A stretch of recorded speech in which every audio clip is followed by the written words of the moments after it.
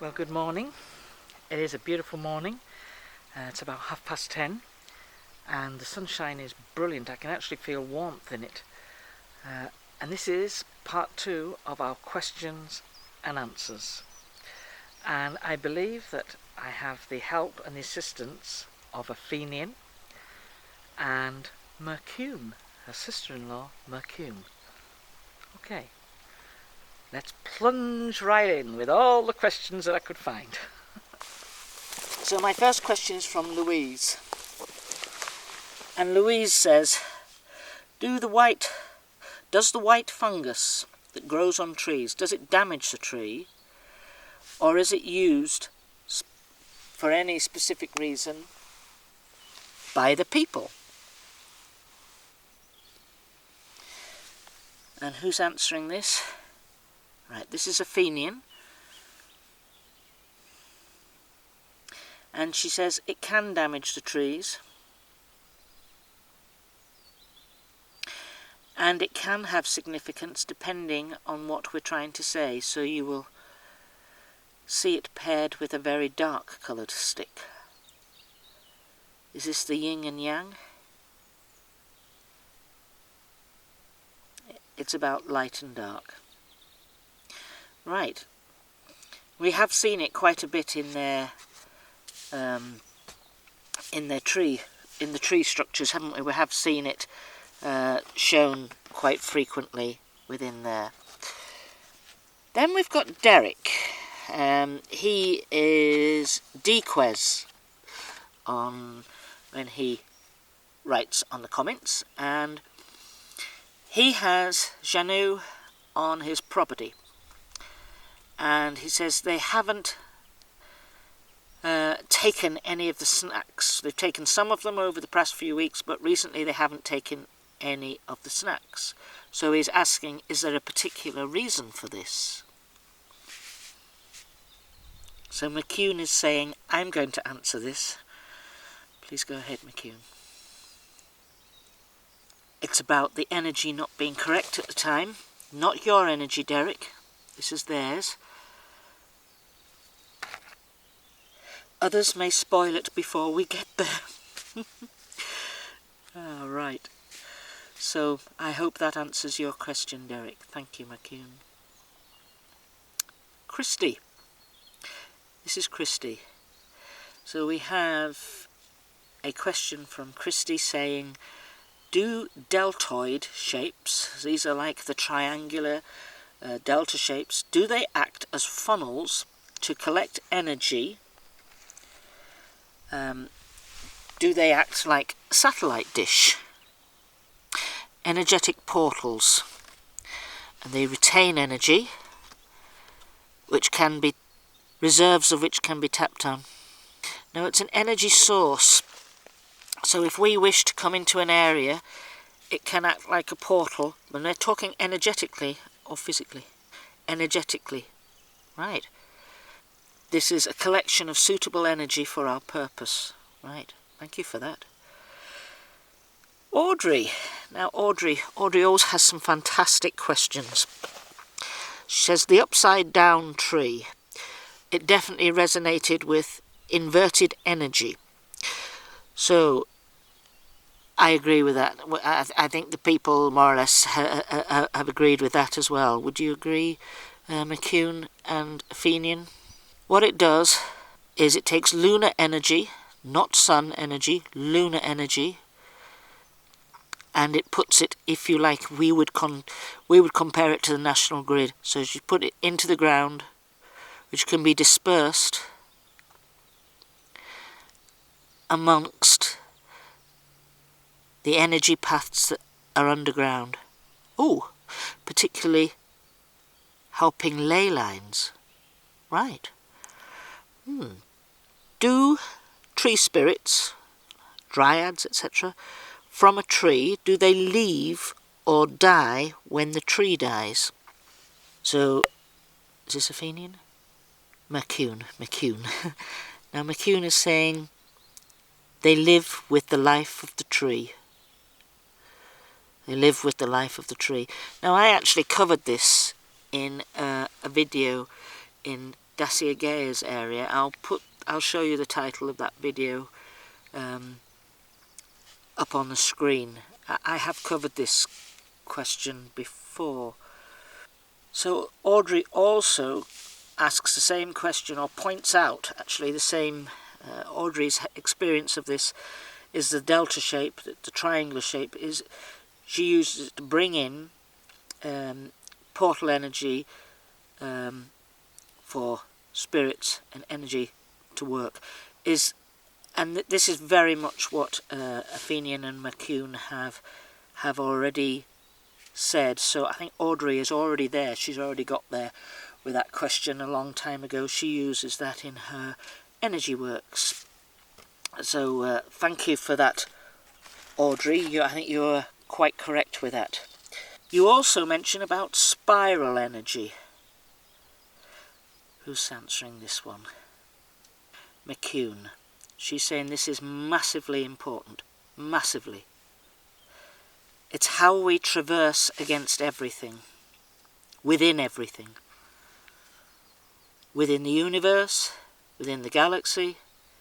So she's pointing out photographs that I have taken with spiral energy in them, and they look like spirals. It's like an energy of life. Imagine a coil and traversing your way through a coil. And as you go from one level of the coil to the next level of that coil, you can see the things that you've passed and put them into good use the further you go up the coil. Spiral energy. Now, relating to the stones and the stones shape that we saw, are those stones on the ground that showed the shape of Orion and the winter hexagon, are they used for educational purposes? Yes, they are, absolutely. Is this Athenian? Yes, it is. They are used for educational purposes for the younger ones. They are also used for, is it transit? Transit of planets, transit of things through that particular area of the sky. Transit of stars, progress of stars, comets, etc. All these things have different energies that pull against us. That's really interesting, that. So it's a teaching thing as well as for marking out the transit of where things are going. That's fascinating.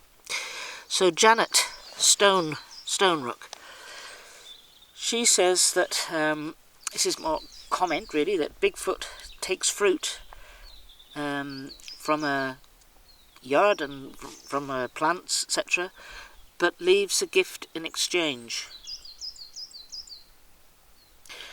Who's saying this?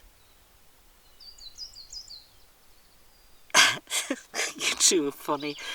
I think McCune and Athenian are having a quiet little giggle here, but they're saying we want to say it together, that one good turn, one good favour deserves another. So it's a fair exchange of goods. That's wonderful.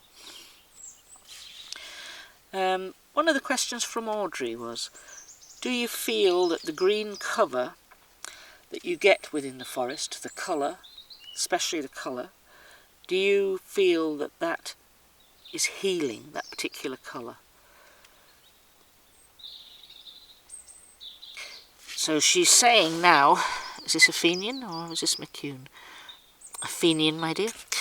So what she's saying is the colour of the forest comes from chlorophyll in the plants and in the leaves, but that in turn comes from the sun. So it's healing, calming, very, very balancing. Perfect place to reside. This is why when you're feeling stressed out, you should just find a forest or a woodland to walk through. And even if you sat in there for half an hour, you'll feel completely different when you come out. Great questions. These are really great questions we're getting.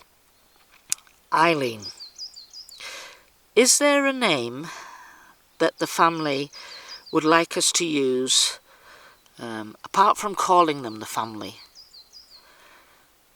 Is there another name? So they're saying the family is good. The people, you can call them the people. As a group of people, they are part of Xanue. Xanue peoples, there are different types of Xanues, many different types of Xanues. Is there 12? Round about that. 12 different types. You can call us by our names. Either is good. It is the lines of communication which are important. Isn't that fantastic? So, do the Xanue people use banishment as a punishment? They do in the most extreme of circumstances. She's saying period. Okay. Do the Xanue people need permission to communicate verbally with us? Yes, they do. Right, so the primary communication method is using mind-speak. They don't need to vocalise or verbalise with us. But yes, they do need permission. And I think that the young ones need very special permission. I don't think that they would speak without an older member of the family with them. And I think they would need the permission or the go-ahead to be able to speak with us, unless they have reached the age of being a man. As a female, it's slightly older. That's quite understandable because of protecting a female. That's quite understandable. So they do need permission. I have felt that quite a lot actually with the younger ones. When I talk to them, if her back is there or CO is there, that's fine. But it's very, I feel them. They're around, I can feel them around me, but they wouldn't initiate a conversation, and I think it would be incorrect of me to try and start a conversation if they were at any stage by themselves or without a parent or an older person, in the same way as we protect our children. But I do believe they all stand around, they observe, they watch what we're doing, and I'm sure that they will all be mentally tuning in to this to see how the questions that you ask, and I'm sure that they will most definitely feel this. So, Eileen again, can the family feel our love and our prayers, and can they sense this? How do they feel it? Do they sense it? We most definitely sense, well, I hardly got that question out. We most definitely sense it. When people speak of us, we feel their love and their warmth. And they should know, we should all know that this It's like building a bridge. It's like building a bridge. So some of you think of us in our prayer, in your prayers. We know this and we feel this.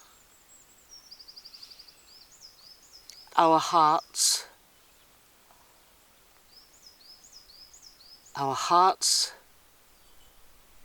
can, I'm feeling like it can be one. Our hearts can be one. Isn't that wonderful? That's really lovely, that.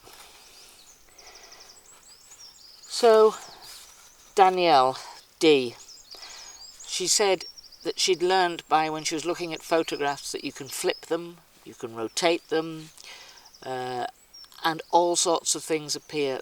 That is quite right, D.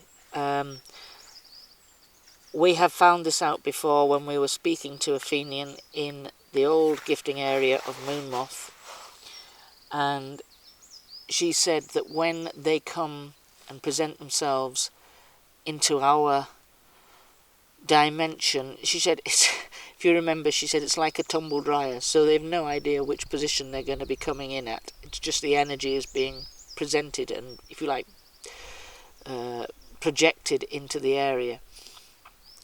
And so that can be any way around.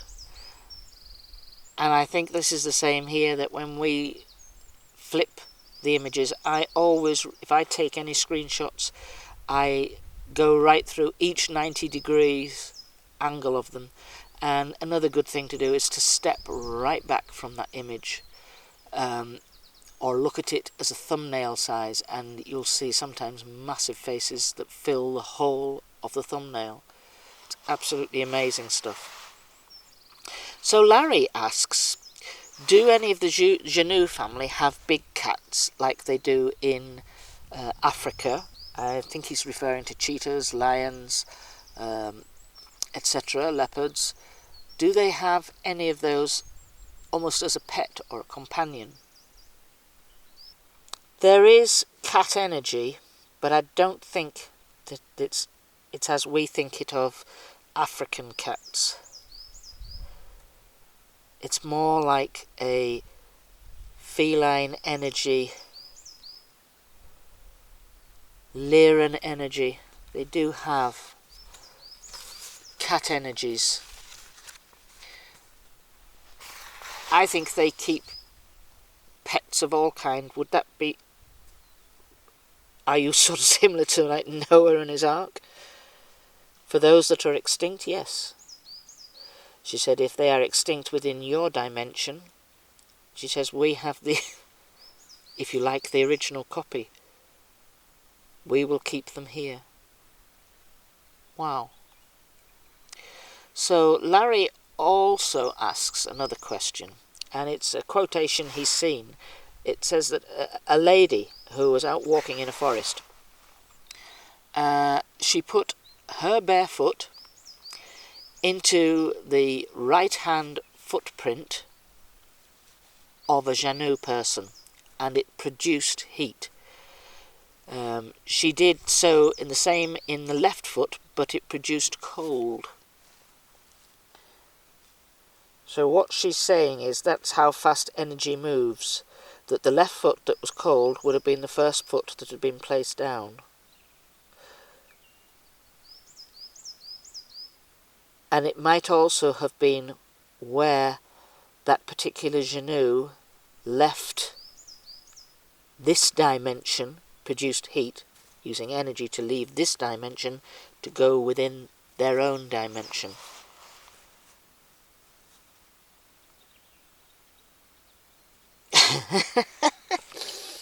So what she's saying here is, once in their dimension, they would have been in their essence state. And she feels as if that might have caused a great deal of amusement to see this lady placing her footprint in their footprint.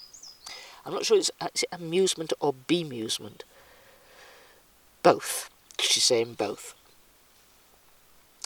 So, this language, I think that Larry has also seen something regarding Sasquatch with language, and he wanted to know, is it Sasquatch language or Xanue language, or is this native language? And it sounded like Kubota Iha Ina.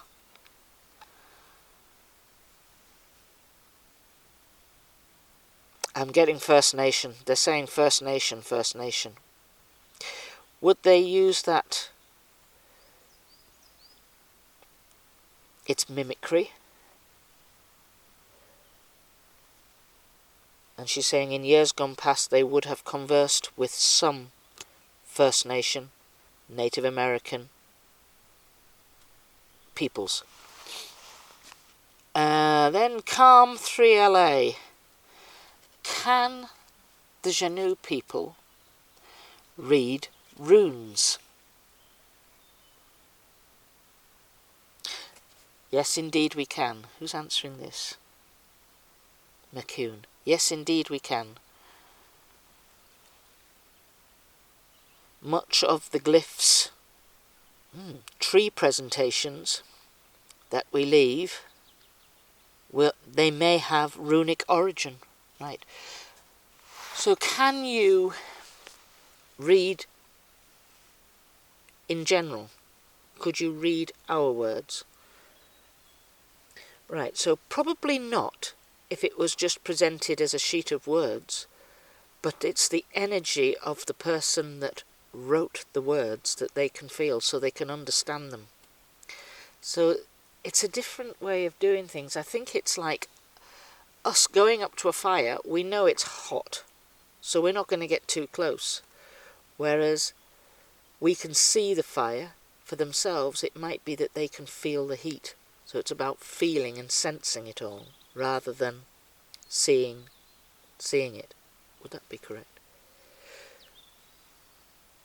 In a way, she says it's all vibrational.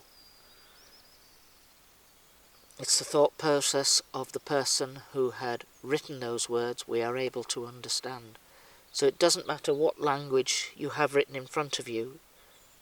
Do you understand what it means? Yeah, pretty much so.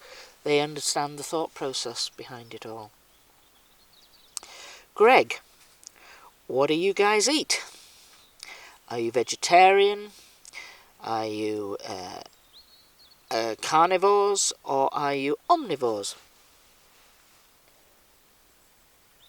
Omnivores?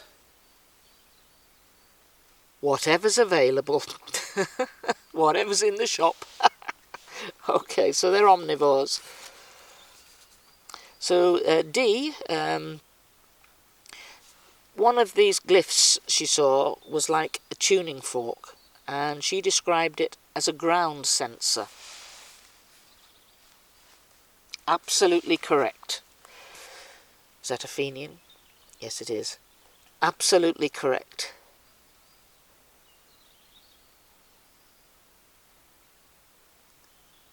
So it's taking energy out of the ground and into the ground. I think when we see things relating to the ground, I think we need to imagine that what is in their dimension is not the same. So that ground might have tree structures that we think is just ground, but it might be a continuation of the tree structures. It is, my dear, as above and so below. So Brenda made a quote here, actually. Really useful piece of information. And she says, the more we learn, the better that our lives become. And I think that that is very, very true. Very true. Knowledge is our process of learning, and it's key to our movement, our progress. It should make us better people and better able to understand the energies around us. Wow, well done, Brenda. Great quote. Lizette. She asks, can you share any thoughts on cleansing strategies to attachments? I think what she's referring to is dark forces or energies that try to attach themselves to people. Right, she's saying it's all about light and harnessing natural energy. Are you talking about Reiki? Reiki? Similar. It's harnessing the energy of the ground and the planet. Do you mean with stones as well? With stones, with quartz, water, and divine intervention.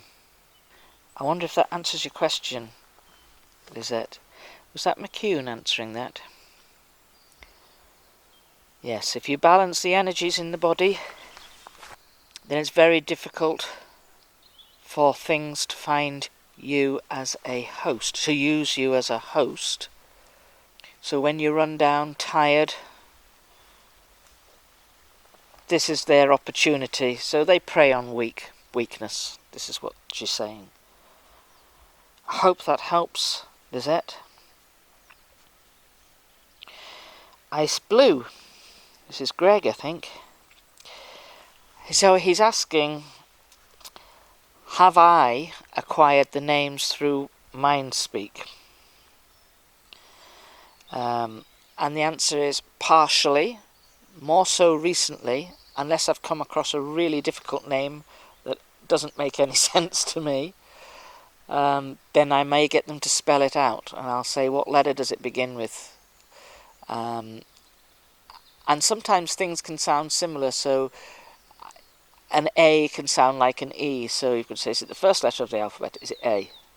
A. And you go through it like that. And sometimes it can be very long-winded, but that's how it works. And that's how I get my spelling as correct as possible. So, have I always been telepathic? No. This is something that Ahochida helped open up for me. I think we all have these abilities, whether we use them, whether we know how to use them, or whether we allow ourselves to be open enough to use them is a different matter. But this was really honed and gifted to me a couple of years ago, and this was made possible by Ahochida, who so I had the ability to hear and see, and I'm seeing more now. I do hear, but I see more as well. I ask them to show me. If I can't quite get what they're saying, I say, show me, and they sometimes automatically will show you some things, and they're very, very good at these descriptive things. So the last comment really is from Eileen, and Eileen is using a quote from Tesla, and it's referring to energy. And his quote was, "Just because we cannot see it does not mean it is not there." Would any of you like to comment on it? Right. Fenian is going to go first. In this dimension, it's something that can explain almost everything. So it's like the mind speak. She says, you hear what we say, but you can't see our words travelling through the air. True. She says, you see some of the visuals, but you can't see a picture flying through the air. That's also true. She says, our portals, you can't see machinery, you can't see means that we can travel. That's true. And the energy within trees, we can't physically see the lines of energy connecting underground, but they are there.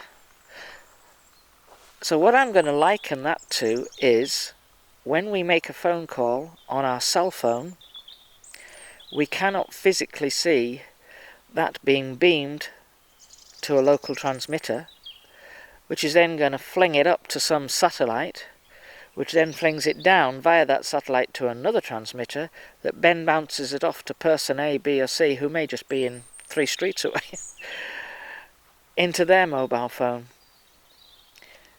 We are making the call, our voices are transmitting around, but we can't see it. That does not mean it's not there.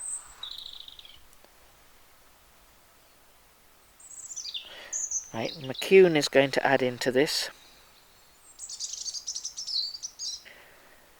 Because you may not be able to see us in daylight, less so at night, does not mean we are not there. See, now this is really, really true, because when I've taken imagery with my camera, I don't see a lot of the faces that then show themselves when I'm doing the editing. You can see the faces in the tree. It's to do with the way they project their energy. Just because I can't see it now doesn't mean it's there. It's not there. That's fascinating.